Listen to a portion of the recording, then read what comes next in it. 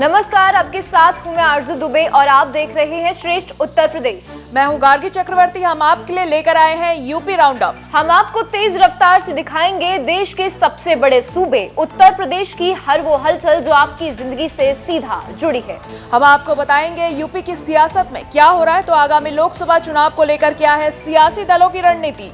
तेज रफ्तार से शुरू करते हैं यूपी राउंड अप। अयोध्या में 17 जनवरी को राम जन्मभूमि मंदिर परिसर में ही रामलला की प्रतिमा को भ्रमण कराया जाएगा। इससे पहले रामलला की प्रतिमा के नगर भ्रमण कार्यक्रम की तैयारी थी, लेकिन सुरक्षा कारणों के चलते इस कार्यक्रम में तब्दीली की गई थी। साथ ही 22 जनवरी को प्राण प्रतिष्ठा के दिन पूरे प्रदेश में ड्राई डे रहेगा और सभी स्कूल और कॉलेजेस की भी छुट्टी रहेगी।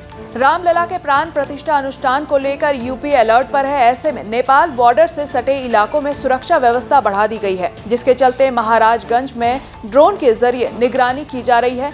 एसएसबी और पुलिस के जवान संजीदगी के साथ मोर्चा संभाले हुए हैं।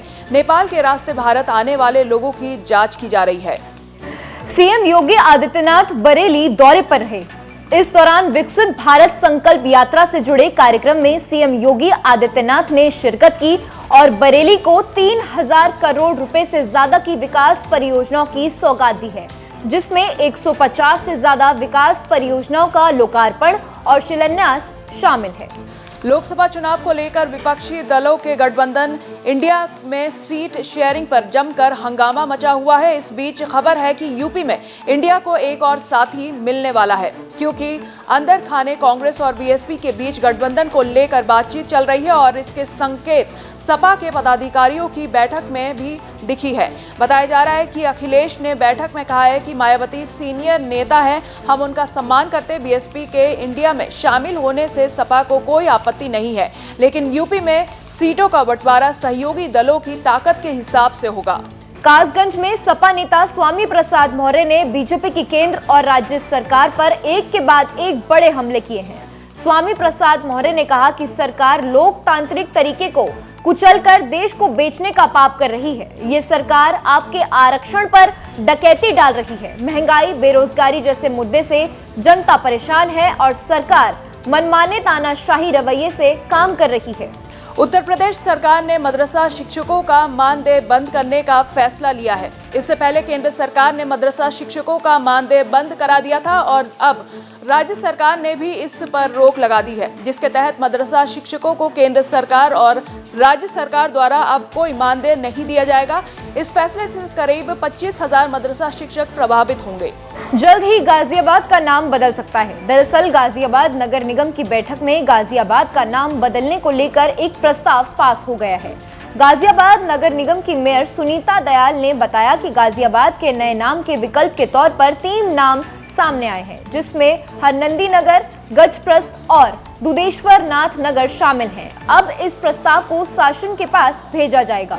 बरेली के रामपुर गार्डन इलाके में चोरों की शामत आ गई। दरअसल चोर दिन दहाड़े दीवार पर चढ़कर एक कोठी के अंदर उतरे थे। ऐसे में पड़ोस में रहने वाले एक व्यक्ति ने मामले की सूचना पुलिस को दी और पुलिस ने मौके पर पहुंचकर चोरों को दबोच लिया। ये पूरी घटना मौके पर लगे सीसीटीवी में कैद हो गई। अंबेडकर नगर के जलालपुर महिला अस्पताल में स्वास्थ्य सुविधाएं राम भरोसे हैं। दरअसल अस्पताल का एक वीडियो सामने आया है, जिसको लेकर बताया जा रहा है कि वीडियो में दिख रहा शख्स फार्मासिस्ट है और वो महिला डॉक्टर की गैर मौजूदगी में मरीजों को दवा लिख रहा है।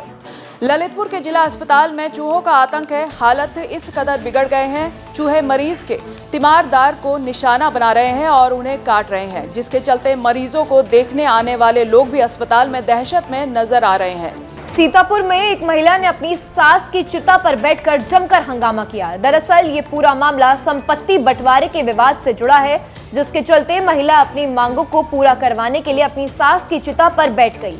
घटना की सूचना पाकर मौके पर पहुंची पुलिस और पुलिस ने महिला को समझा बुझाकर चिता से हटाया और अंतिम संस्कार करवाया।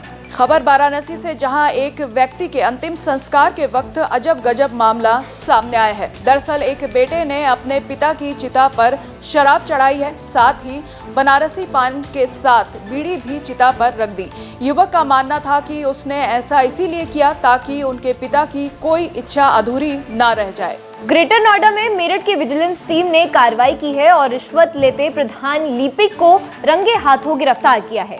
विकास भवन में आरोपी चंद्रपाल सिंह पीड़ित से ई ठेकेदारी में रजिस्ट्रेशन के नाम पर 7,000 रुपए की रिश्वत ले रहा था।